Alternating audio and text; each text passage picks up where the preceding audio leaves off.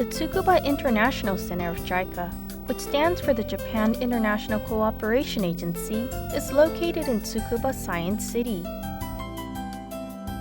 a city that coexists in harmony with nature. JICA provides training courses for participants from other countries as part of its assistance to developing countries.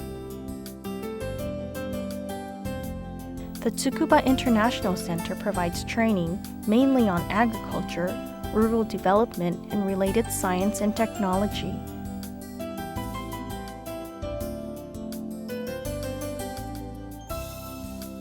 The Tsukuba International Center accepts about 1,000 participants from around 100 countries each year as part of its training program. The Tsukuba International Center also works closely with the local people in various activities.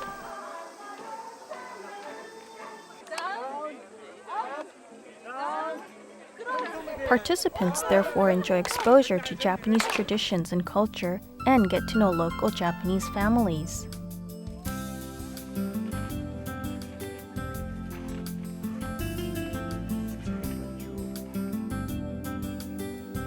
In this training, one of the many programs we offer, we shall explain seed production techniques for F1 hybrids simply and clearly.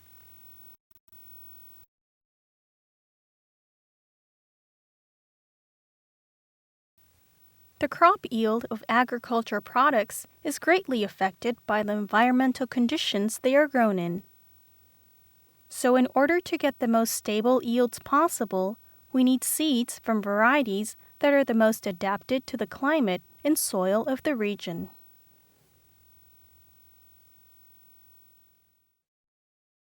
Selection of the best varieties from the crops and their multiplication is what we mean by seed production techniques.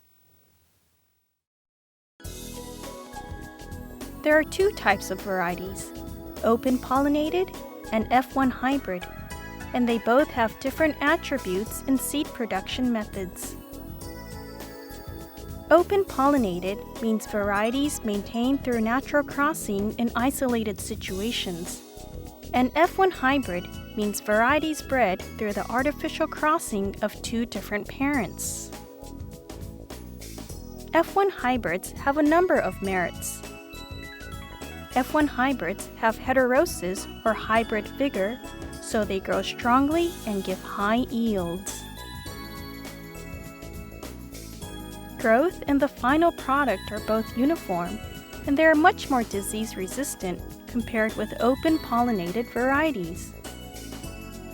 And since F1 seeds can't be produced from the F1 plant, and the seeds can only be produced through the combination of special parents, they can be sold for better prices than open-pollinated seeds.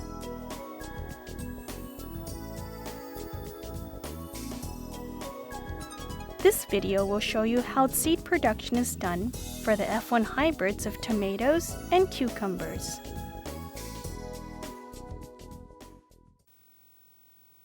The tomato F1 hybrid example we will look at has the Asian tomato with the green hypocotyl as the female parent and an American tomato with the purple hypocotyl as the male parent, so we can see whether the seed is an F1 or not during the miscross test later when it's a seedling. This is because the hypocotyl is purple like the male parent. The female parent has small fruit, is resistant to TMV and bacterial wilt, and grows well in heat. The male parent, on the other hand, has large fruit and is resistant to fusarium wilt and gray leaf spot. So the F1 we get from these parents has medium-sized fruit, does well in heat, and has a whole range of resistances like to bacterial wilt, TMV, fusarium wilt, and gray leaf spot.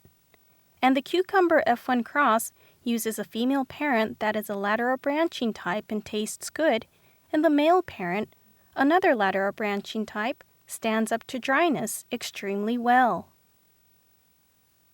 So the F1 we get from these parents both tastes good and is highly tolerant to dryness. The steps to take until seed production are sowing, raising seedlings, setting and training, cross-pollination, harvest, squeezing of pulp and seed processing, mis-cross test.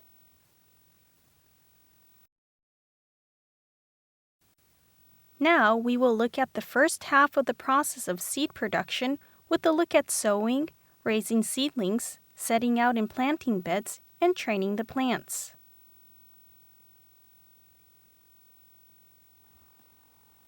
First, let's start with sowing. The soil used for sowing the seeds is rich in humus. We should smooth the soil surface and water it before planting. For the cucumbers, we sow both the male and female parents at the same time.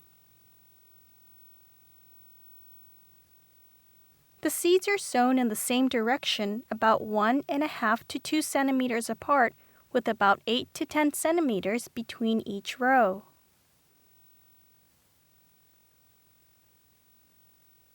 When you've finished planting the seeds, cover them with soil and water them.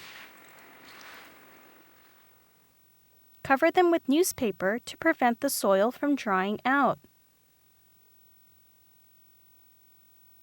For tomatoes, we start with the male parent seeds and only do the female parent after a week to 10 days have passed.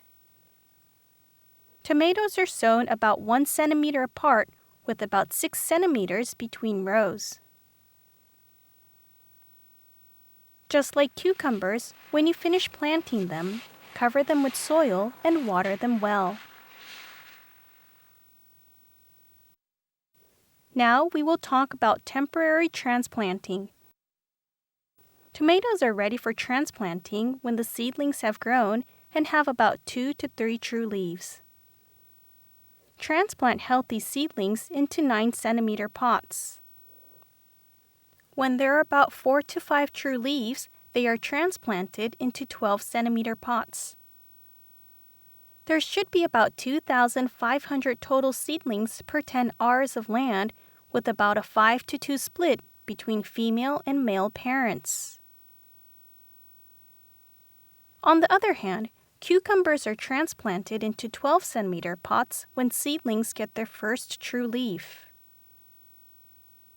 You should prepare about 1,700 seedlings per 10 acres with about a 4 to 1 split between female and male parents. Now we shall talk about setting out the plants. When tomatoes have about 6 to 7 true leaves, and it is some 4 to 5 days before their flower and cluster open, they are ready for setting out. We set out the male seedlings first, then the female ones.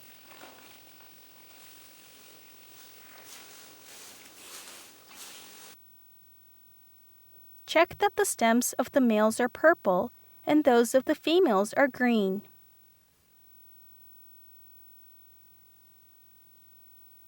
For cucumbers, because the large seedlings do not take root well, we set them out when they have about 3.5 or 4 true leaves. The fertilizer we use for tomatoes and cucumbers is given out as the table below shows.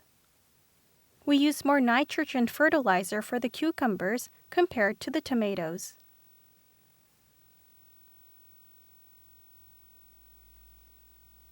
The base soil fertilizer is compost, superphosphate, and compound fertilizer. Half of that is spread over all layers.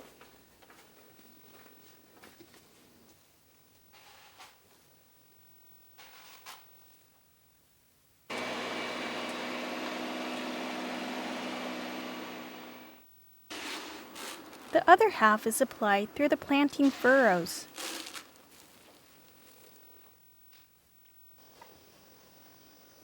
For tomatoes, build up a ridge about 1 meter in width and plant the females every 60 centimeters and the males every 45. For cucumbers, however, the width should be 180 with 2 rows planted about 50 centimeters apart. You should leave about a meter for an access path. We use the insecticide and fungicide shown on the table to control insects and diseases. Tomatoes and cucumbers should both be planted shallowly so that the cotyledons are showing above the earth and the stems are not buried in the ground. If they're in too deep, it can cause diseases. And after we've finished planting them out, we should water them generously. After setting the plants out, we need to lay out straw around them and along the paths to prevent weeds from growing. At the same time, we put in stakes and bind the plants to them with hemp twine so that the stems do not fall down. That wraps up our explanation of setting out. After setting out the tomatoes, remove the side shoots that have grown to prevent stems and leaves from excess foliage.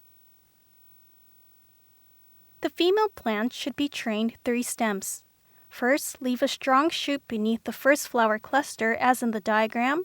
Leave a strong shoot under the first flower cluster of the second main stem to make them 3.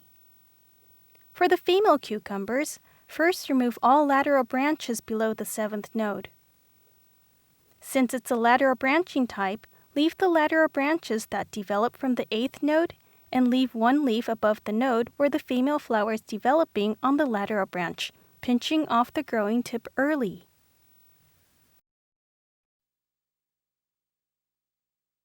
Now we will explain about crossing tomatoes. Tomatoes are crossed when flower clusters have developed from the 7th or 8th node and there are flower buds forming. In crossing tomatoes, one process involves emasculation, removing the anthers from the flower buds and female parent. This is a very delicate job, but if it isn't done properly, then we won't be able to get the seeds that we are looking for, so we need to be careful. First, before emasculation, we need to remove the open flowers and all the flower buds that are starting to develop pollen or that are small and poor in quality.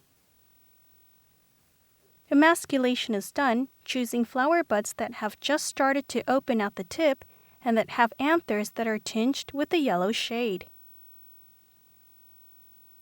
Use tweezers in emasculating. First, gently open the flower bud with the tweezers and pull out the anthers from the base, being careful not to leave any behind.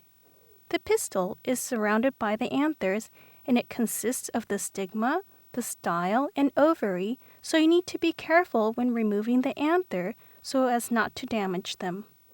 Also, leaving any of the anthers behind during emasculation can cause a miscross. Next, we will look at collecting pollen from the male parents. The vibrator we use to collect pollen is made by sticking an ink cartridge from a ballpoint pen into the tip of a vibrating axle of a battery-powered electric razor. We prepare a small saucer with the inside painted black so that we can tell where the pollen grains have fallen to catch the pollen in. Pollen is collected from fully open flowers that have started to open between 10 a.m. and noon. Touch the vibrator to the peduncle of the flower and knock off the pollen. If the weather is not hot enough, then you might not be able to get enough pollen. In that case, you can use pollen left over from the day before. Pollen is stored in the fridge along the desiccant agents. Pollen is generally good for about 3 days of storage.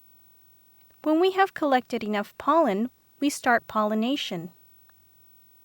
Look for emasculated flowers on the female parent where the petals are sufficiently curled and the tips of the stigma are sticky. Pollinate the flower by dusting on enough pollen from the saucer onto the stigma. To mark a flower that you have pollinated, remove 2 to 3 sepals with tweezers. This should be carried out aiming for a fruit setting goal of 3 to 4 fruit clusters per stem with a total fruit setting of about 30 to 35 fruits per plant. When you have finished pollination, then you should remove the flower buds and flowers newly developed.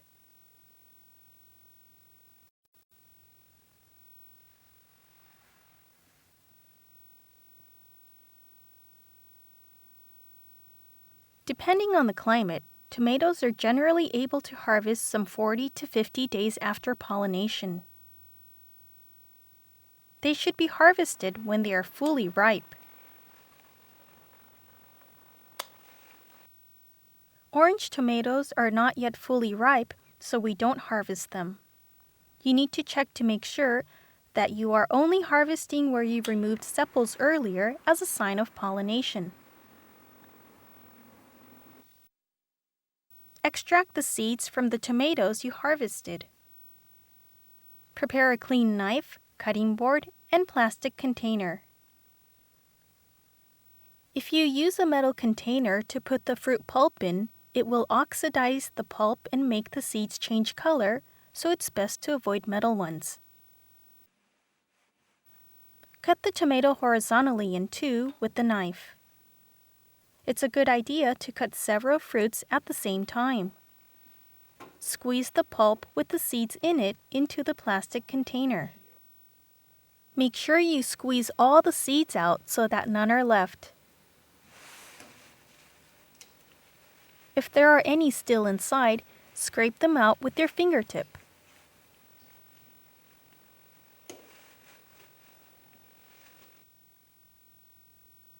In order to make it easy to get just the seeds out of the pulp in the plastic container, we leave it for about a day and a half at a room temperature of 25 degrees to ferment it.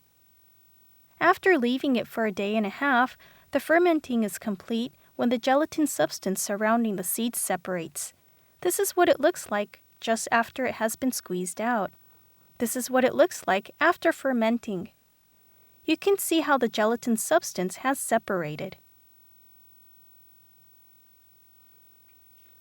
Extract only the seeds from the pulp.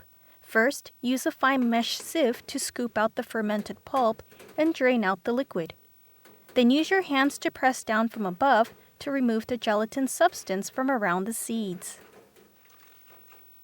After washing in water, transfer it into a plastic container, add water, and rinse off. Make sure that the seeds at the bottom are not washed away as well at this time. Adding water is so you can wash away the impurities and blackened seeds, and so should be repeated as many times as needed. When only the good seeds are left, that means you've finished. Now drain the seeds you have extracted. It's better to put the seeds in a cloth bag and use a dehydrator of a washing machine to remove the water. Spread the drained seeds out on a newspaper and put out to dry in the sun for about 4 hours. After that, they should have 3 to 4 days further of drying in the shade. When the seeds are dry, remove any foreign substances on them and store them in a clean bag. If you can't store them at cool temperatures, then you should store them in a place that is dry and insect-free. You should write the date of seed production, F1 name, and producer on the bag. For long-term storage, put the seeds in a container with some silica gel and store at low temperatures. It's important to take a sample of the crossed seeds and grow it to make sure it is in fact an F1. As we said earlier, verification for this tomato cross can be done with miscross test. Sow about 100 of the seeds you have gathered and observe how they germinate. The seedlings of the seeds you get from the crossing should show genetic dominance of the attributes of the male parent. If the hypocotyl of this F1 is purple, it means that crossing has worked properly. Green means a mistake in crossing. Under international standards, a 2% miscross rate is considered sufficient. So in other words, from 100 seeds, if there are only about 2 with green hypocotyls, then we can call the cross a success. Other methods we use to decide are the plant type of F1, the shape of its leaves and color, and so on in comparison with the female parent.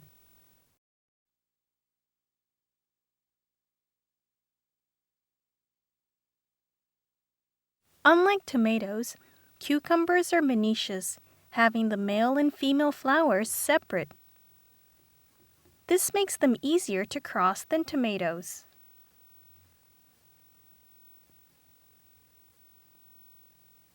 In crossing cucumbers, we first remove all different varieties completely before crossing, and we should also remove all female flowers that have already bloomed.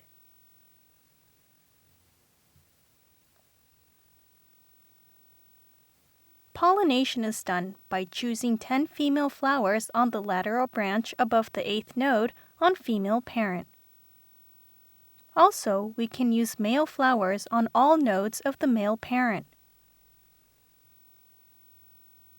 Now we'll explain the procedure for cross-pollination. First, the day before you intend to cross them, fasten the female flower buds of the female parent and the male flower buds of the male parent that look like they're about to open with clips or something. A good rule of thumb is to choose those of each sort that have just started to swell slightly. We clip them so that when they open early in the morning, insects don't get in and pollinate them.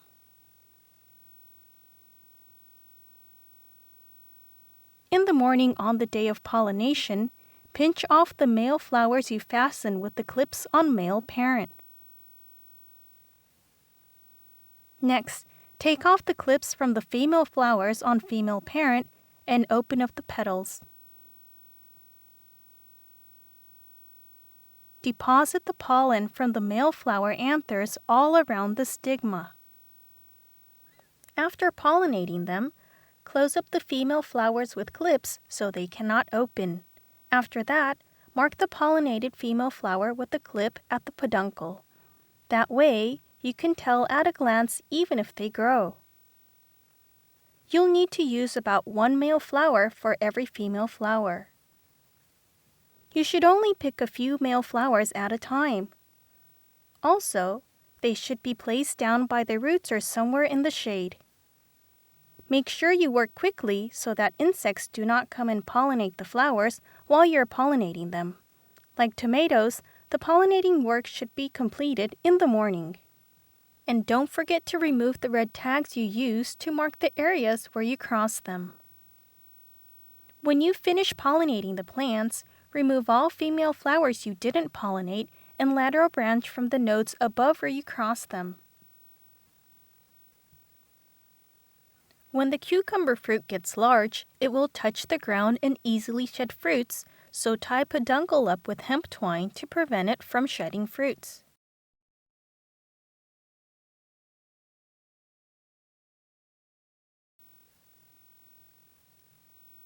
Cucumbers can be harvested in about 45 days after pollination or between 35 and 40 in summer. Harvest the cucumbers when they are fully ripe. The fruit color of the female parent goes yellow as a sign of ripeness.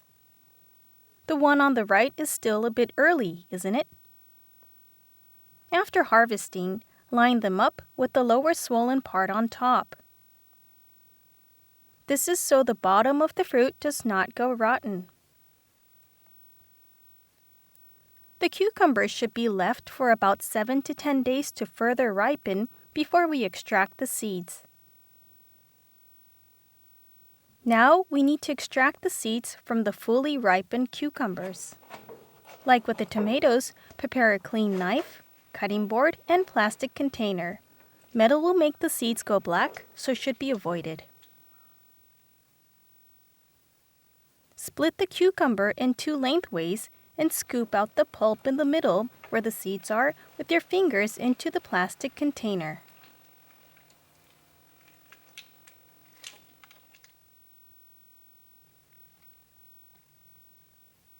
After getting them all out, we leave the seeds to ferment for a day at a room temperature of about 25 degrees so we can remove the gelatin substance around the seeds.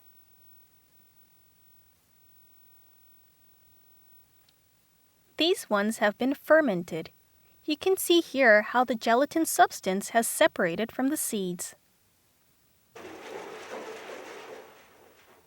We remove the pulp and gelatin substance just like for the tomatoes.